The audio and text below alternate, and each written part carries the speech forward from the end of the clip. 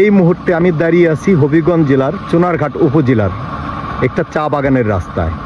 আমি ডান দিকটা দেখাচ্ছি, দেখেন ফুল গাছ, রাস্তা, মেঘলা আকাশ, কত সুন্দর। সামনের দিকটাতে চা বাগান, বাম দিকের রাস্তাটা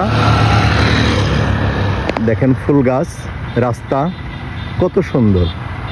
এরপর পিছন দিকটা দেখাচ্ছি, দেখেন লোকটা কত সুন্দর। এই সুন্দর যাদের হাত ধরে আজকে প্রথম আলোর নিউজে দেখলাম যে এদের এই শ্রমিকদের, চা শ্রমিকদের 4 মাসের বেতন বকেয়া, 1.5 কোটি টাকা। এরা মানবতার জীবনযাপন করছে। তো ঘটনাটা খুবই দুঃখজনক, এটার জন্য খুব দ্রুত সমাধান হয়। ধন্যবাদ।